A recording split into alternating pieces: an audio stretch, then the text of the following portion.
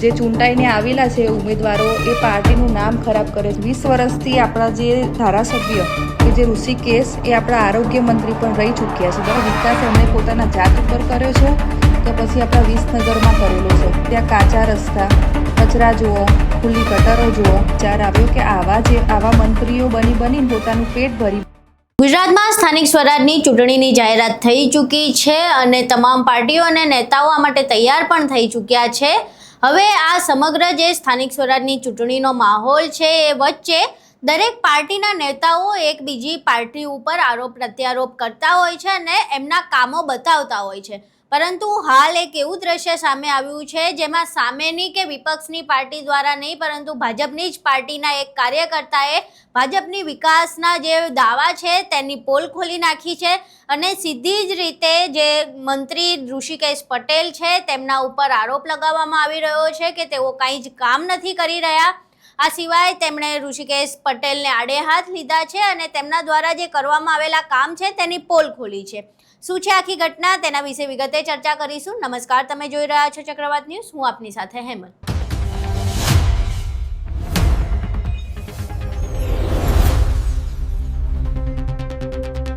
મહેસાણાના વિસનગરથી એક વિડીયો સામે આવી રહ્યું છે। કહેવામાં આવી રહ્યું છે કે આ જે વિડીયો છે ગુજરાતના જાણીતા લોકગાયક સાગર પટેલની પત્ની 20 વર્ષથી આપણા જે ધારાસભ્ય કે જે ઋષિકેશ એ આપણા આરોગ્ય મંત્રી પણ રહી ચૂક્યા છે, બરાબર। ઉતારવામાં આવ્યો છે તેમાં વિસનગરની સમસ્યા દર્શાવવામાં આવી છે। વિસનગરનો જે ગંધવેડો છે, જે કચરાના ઢગલા છે તેમજ જે વિકાસ નથી થયો, રોડ નથી બન્યા તે વિશે વાત કરવામાં આવી છે અને સીધી જ રીતે અહીં ઋષિકેશ પટેલ પર આરોપ લગાવવામાં આવી રહ્યો છે કે ઋષિકેશ પટેલે વિસનગરમાં ખાલી પૈસા જ ખાધા છે, તેમણે જનતાના કોઈ કામ નથી કર્યા। અહીં પહેલા એ વિડીયો જોઈએ જેમાં સાગર પટેલની પત્ની અને ભારતીય જનતા પાર્ટીની કાર્યકર્તા એવી રાજવી પટેલ આ સમગ્ર બાબતે શું આરોપ લગાવી રહી છે। નમસ્કાર, હું છું ભારતીય જનતા પાર્ટીની એક સામાન્ય કાર્યકર્તા અને વિસનગરની એક નાગરિક। ચલો આ વિસનગરના દર્શન કરો। 20 વર્ષથી આપણા જે ધારાસભ્ય કે જે ઋષિકેશ એ આપણા આરોગ્ય મંત્રી પણ રહી ચૂક્યા છે, બરાબર।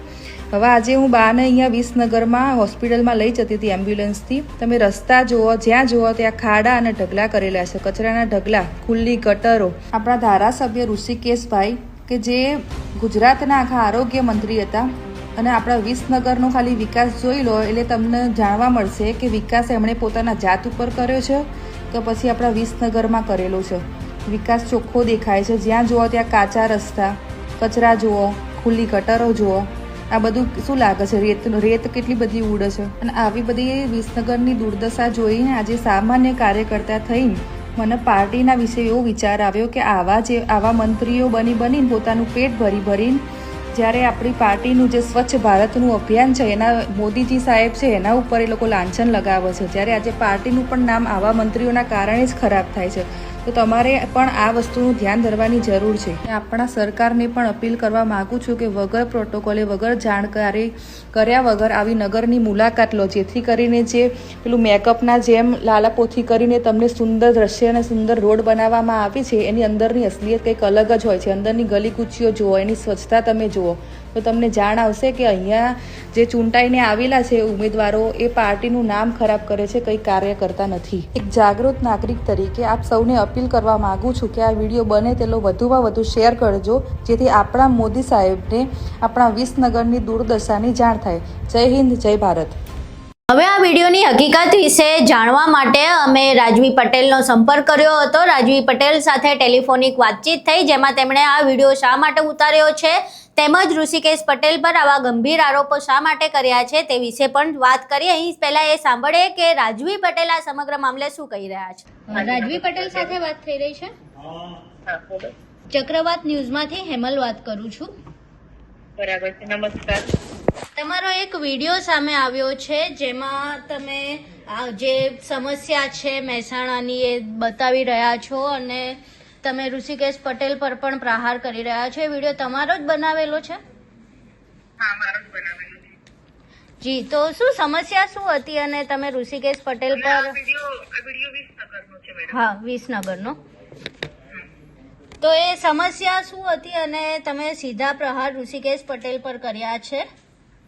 અને તમે એવું પણ કહી રહ્યા છો એમાં કે ઋષિકેશ પટેલ દ્વારા પૈસા ખાવામાં આવી રહ્યા છે. તમે ભાજપમાં આડકતરી રીતે ભ્રષ્ટાચારના પણ આરોપ લગાવ્યા છે. તો એ આખી ઘટના શું છે? સૌ પ્રથમ તો હું જણાવવા માંગીશ કે હું પણ ભાજપની જ કાર્યકર્તા છું, બરાબર છે. અને અહીંયા 6 મહિનાથી મારા બાની હેલ્થ રિલેટેડ થોડી ખરાબ પરિસ્થિતિ હતી, એટલે અમે અમદાવાદથી અહીંયા થોડું કાયમી ધોરણે વિસનગર રહેવા આવ્યા હતા. એટલે અવારનવાર જયારે રોડ ઉપરથી હું જતી હતી ને ત્યારે પછી બધી બાજુ જોઈએ ને તો ગંદકી જોવા મળે, કચરાના ઢગલા જોવા મળે. બધી જગ્યાએ રોડનું કન્સ્ટ્રક્શનનું કામ ચાલુ કરી કઈ અડધું મૂકી દીધેલું છે, બરાબર. બધી નહેરો આખા વિસનગરની છે, ત્યાં તો ખુલ્લી છે, ગટરો ખુલ્લી છે, જ્યાં જુઓ ત્યાં મચ્છરોનો ઉપદ્રવ, બીમારી એટલી બધી ફેલાઈ છે અને નાકમાં એટલી રેત જાય છે શ્વાસ લેવામાં. તો એના કારણે થઈ મને એવું થયું કે પછી આપણે વિડીયો બનાવીને આપણે જે ભારતીય જનતા પાર્ટી છે આપણા ત્યાં સમક્ષ એના સુધી વિડીયો પહોંચે એવું કરવું જોઈએ. ઋષિકેશ પટેલ સાથે તમારી કોઈ સીધી કે આડકતરી વાત થઈ હતી આ સમસ્યાઓને લઈને? ના, કોઈ એવી રીતે વાત નથી થઈ. અને મારા વિડીયોમાં પણ એમનું નામ લેવાનું કારણ એક જ છે કે અમારા વિસનગરથી એરિયા 19 વર્ષથી એરિયા ધારાસભ્ય થઈને ચૂંટાઈને આવે છે, બરાબર. તો એમની જગ્યાએ કોઈ બીજું હોત તો એમનું નામ લે, પણ અમારા વિસનગરથી ઋષિકેશભાઈ છે તો પછી મારે એમનું જ નામ લેવાનું થાય મેડમ.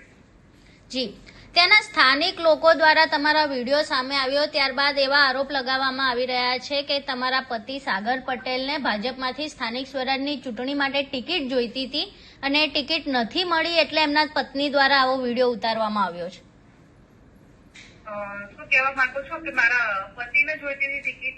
જી, મારા પતિએ તો કોઈ દિવસ ટિકિટ માંગી જ નથી મેડમ. તમે માંગી હતી ટિકિટ? ટિકિટ મેં માંગી હતી, પણ એ માંગવાનું કારણ પણ એ જ હતું મેડમ, મેં તમને જેમ અગાઉ જણાવી આ બધી વાત, બરાબર છે.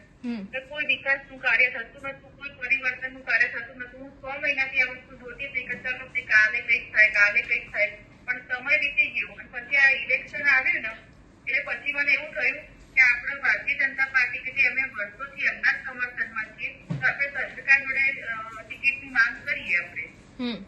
તો બીજો એક આરોપ એવો લગાવવામાં આવી રહ્યો છે કે તમને અત્યાર સુધી સમસ્યાઓ ના દેખાય પણ ટિકિટ ના મળી એટલે તમને સમસ્યાઓ દેખાય.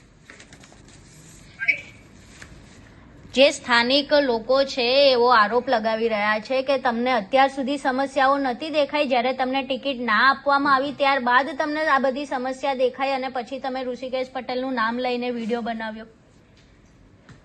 ના, સમસ્યા તો હું તમને જેમ કહું છું કે આપણે જેમ જ્યારથી હું આવી, કારણ કે હું એ વર્ષોથી નથી રહેતી, હું અમદાવાદ રહું છું, બરાબર. અમદાવાદનો મેં વિકાસ પણ જોયેલો છે, ગાંધીનગરનો વિકાસ જોયેલો છે અને વિજયનગરનો જયારે અહીંયા વિકાસ થયો કે વિકાસના નામે કશું જ નથી. અને આપણા ધારાસભ્ય કે જે આરોગ્ય મંત્રી રહી ચૂકેલા છે તે એમણે કશો વિકાસ તો દૂર પણ એટલું બધું સ્વાસ્થ્યને પણ નુકસાન કરે એવી પરિસ્થિતિની એવી દુર્દશા લાયક મૂકી દીધેલી છે. એટલે પછી મેં એના વિરુદ્ધ એના વિડીયો મૂકવાનું વિચાર્યું છે. હવે તમને ટિકિટ એમના જે દરકાર નથી લેતા વિસનગરની, બરાબર, એમના લાપરવાહીના કારણે ક્યાંક ને ક્યાંક ભારતીય જનતા પાર્ટી છે ને એમનું નીચું લાગે છે, નીચું પડે છે, લાંછન લાગે છે. અને એવી હું મારાથી સહન ના થઈશ કે એમની આપણને, કારણ કે ભારતીય જનતા પાર્ટી પ્રત્યે બહુ જ લાગણી છે. અમે વર્ષોથી એમને જ ફોલો કરીએ છીએ અને એમના સમર્થનમાં જ રહીશું કાયમી. જી, તો હવે તમને ટિકિટ નથી મળી તો શું લાગે છે હવે પણ કામ નહીં જ થાય વિસનગરમાં? કારણ કે તમે જે પ્રમાણે આરોપ લગાવી રહ્યા છો કે ઋષિકેશ પટેલ દ્વારા તો વિકાસ નથી જ કરવામાં આવતો ને તમારે કામ કરવું હતું પણ તમને ટિકિટ પણ નથી આપી, તો તમને શું લાગે છે કે જેને ટિકિટ આપી છે એ કામ કરશે કે પછી આ કામ એમના એમ જેમ તમે વિડીયોમાં દર્શાવી એ સમસ્યા એવી ને એવી જ રહેશે? તમારા સ્વર દ્વારા જે આ લોકોએ આક્ષેપ લગાવ્યો છે, પહેલી વાત કે મને ટિકિટ નથી મળી એનો વિરોધ કર્યો છે અને ટિકિટ નહીં મળી એના પછી વિકાસ આવો રહેશે, તો હું જણાવવા એવું માંગુ છું કે ટિકિટ કે મારું સત્તાનું કે મારું પેલું આપણે કહીએ ને કે સીટનો મોહ નતું, એનું કારણ પણ પરિવર્તન અને વિકાસ હતું. અને આપણે ખાલી માંગણી કરી હતી, નથી આપી તો આપણા ભારતીય જે આપણો પક્ષ છે જનતા પાર્ટીનો, એમને જે પણ ઉમેદવારોને ચૂઝ કર્યા છે એમને સાથે મળીને અમે જીતાડીશું અને એમાં સાથે મળીને 20% વિકાસ એ તો નિશ્ચિત છે. જે અત્યારે એમની બેદરકારીના કારણે નથી થયો એ થવાને નિશ્ચિત કરીને જ રહીશું. જી, તો જે હવે નવા ઉમેદવારો જે જાહેર કરવામાં આવ્યા છે, જે ઉમેદવારોને ટિકિટ આપવામાં આવી છે, શું લાગે છે એ કામ કરશે, વિકાસ કરશે કે પછી સમસ્યા એવી ને એવી જ રહેશે? જરૂર કરશે, કારણ કે નવા માપદંડ પ્રમાણે આપણા સરકારી નવા યુવાનોને પણ તક આપી છે, નવા ચહેરાને તક આપી છે, પણ અમારા જેવા જો યુવા શક્તિવાદી એકના એક પછી અવાજ ઉઠાવશે તો એમને પણ ઘરે નહીં બેસી રહે અને રોજબરોજનું જે સમસ્યાઓ છે એનું નિરાકરણ કરશે એવું મને લાગે છે. જી આભાર અમારી સાથે જોડાવા બદલ. અહીં તમે રાજવી પટેલને સાંભળ્યા, જેમાં તેઓ હજુય સીધી રીતે ઋષિકેશ પટેલ પર આરોપ લગાવી રહ્યા છે કે ઋષિકેશ પટેલ દ્વારા કોઈ કામ કરવામાં નથી આવી રહ્યું. હવે આ આખી ઘટના ઋષિકેશ પટેલ સુધી પહોંચે છે કે કેમ, અને ઋષિકેશ પટેલ જે પ્રમાણે રાજવી પટેલ દ્વારા વિડીયો બનાવવામાં આવ્યો છે તે પ્રમાણે કામ કરે છે કે કેમ, અને જે વિકાસના અધૂરા કામ છે તે વિશે ધ્યાન આપે છે કે કેમ તે જોવું રહ્યું. જે પ્રમાણેના રાજવી પટેલ પર આરોપ લગાવવામાં આવી રહ્યા હતા કે તેમને ટિકિટ ન મળી એટલે અચાનકથી તેમના બધા પ્રશ્નો દેખાવા માંડ્યા, તો તે વિશે પણ તેમણે વાત કરી કે એમણે શા માટે આ વિડીયો બનાવ્યો છે, અને જે ટિકિટ માંગવાની વાત છે તે વિશે પણ તેમણે સ્પષ્ટીકરણ કર્યું. હવે આ આખી વાતચીત સાંભળ્યા બાદ તમારું આ સમગ્ર મામલે શું માનવું છે? શું ઋષિકેશ પટેલ ખરેખર ભ્રષ્ટાચાર કરીને પૈસા ખાય છે કે પછી રાજવી પટેલને ટિકિટ ન મળવાના કારણે આ વિડીયો બનાવ્યો છે?